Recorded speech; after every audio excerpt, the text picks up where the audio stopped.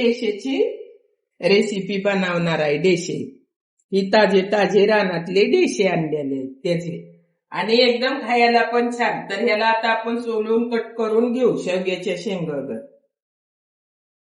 याला काढायचं, हे काढून घ्यायचं असतं आणि मग याला कट करून ही कापून घ्यायचे आणि गरम मीठ टाकून गरम पाण्यात उकळून घ्यायची आणि मग परतायचे. त्याचे मसाले आपण पुढे तयार करणार आहे. आधी ही नीट करून घेऊ. तर ही आपण घेतलेला नीट करून ह्याला आता आपण कापून घ्यायचे. तर कापून घ्यायला सुरुवात करूया. कट करून घ्यायचे. ती येळीनं मी कट करणार आहे कारण ह्याला येत नाही, कारण ह्याला सोलावं लागतं, सोलून करायचं असतं. निबार असतं त्यामुळं सोललं म्हणजे हे होतं. असे तुकडे करायचे आणि हे जे दोन दोन करायचे मी तुम्हाला दाखवते कट केल्या.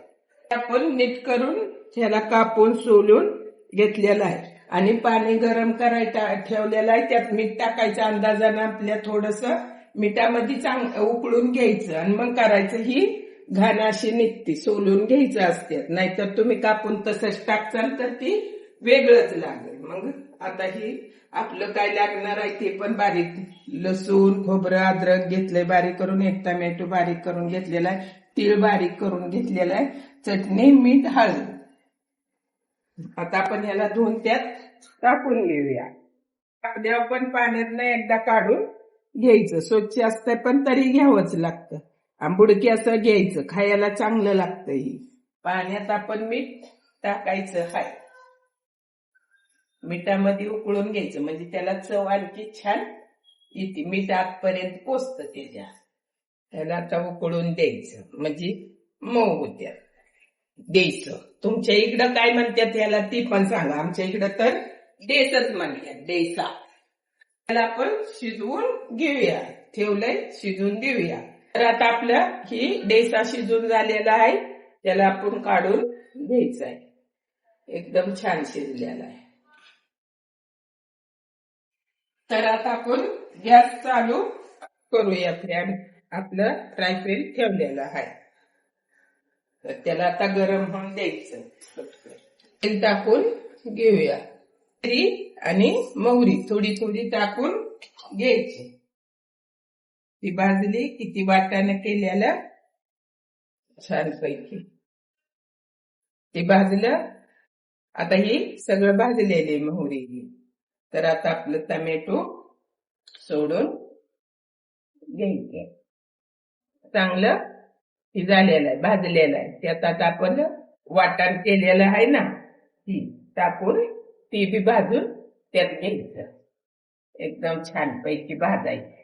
त्याला हलवून घ्यायचं. ती चांगलं त्यात एकजीव होऊन द्यायचं. त्याला चांगलं आता तेल सुटतोवर आपण थोडं भाजून घेऊया.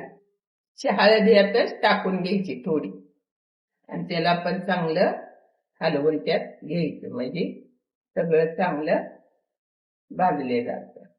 तर धनिया पावडर टाकायची, थोडस मटन मसाला टाकायचा आणि आता आपली घरगुती चटणी टाकायची. तुम्हाला किती तिखट पाहिजे ह्या मापानं टाका. आम्हाला जरा जास्त तिखट पाहिजे म्हणून टाकतो. थोडस मीठ, कारण आपण पहिलं मीठ टाकलेलं आहे त्यात, त्यामुळं मीठ बेतात ठेवायचं. त्याला बी चांगलं ह्यात परतून द्यायचं. ही आपलं चांगलं तेल सुटस्तोवर भाजलेलं आहे. तर आता हे आपण तीळ बारीक करून घेतलेले आहेत, ती पण त्यात भाजून घ्यायची. छानपैकी त्याला बी परतून घ्यायचं त्याच्याबरोबर. एकदम भारी परतून घ्यायचं त्याच्याबरोबर म्हणजे एकदम खायला टेस्टी, एकदम गावच्या भागात झणझणीत खायला एकदम भारी लागते. चपाती बरोबर तर एकच नंबर. आपण ही डेस टाकून द्यायची त्यात. त्याला बी चांगलं मिक्स करून घ्यायचं. एकदम मस्त पैकी त्याला बारीक गॅसवर हलवून घ्यायचं. आपल्या ह्याला थोडस आपलं वाटण करून घेतलेलं आहे ना, त्याचं पाणी निघतं ना, त्यात टाकायचं म्हणजे ती एकदम छानपैकी ती एकदम परतून निघतं आणि मिक्स होतं. सगळं चटणी मीठ आतपर्यंत लागतं. आता ह्याला बारीक गॅसवरच आपल्याला ही करून घ्यायचंय. तर आता ह्याला आपण 2 ते 1.5 मिनिट झाकून ठेवूया. तर आपला डोसा तयार होतोय एकदम परफेक्ट. तर तुम्ही बी एकदा नक्की करून बघा आणि लाईक करा, शेअर करा, कमेंट करा, सबस्क्राईब करा. तुमच्या इकडं काय म्हणतात ती सांगा. आमच्या इकडं डोसा म्हणतात, तुमच्या इकडं त्याला काय म्हणतात ते पण सांगा. एकदम खायला टेस्टी असतो आणि खायला एकदम भारीच लागतं ते. तर तुम्ही नक्की एकदा ट्राय करा.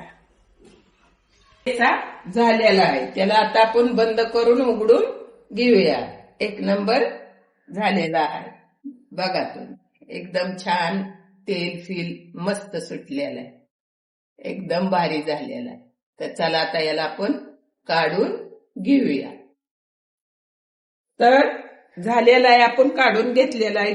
देशाची भाजी एकदम सुकी असते, डब्यालाही कुठं जाताना तुम्ही नेऊ शकता. एकदम खायला एकदम भारी लागते. शेंट तर एकदम भारी या लागलेला आहे आता.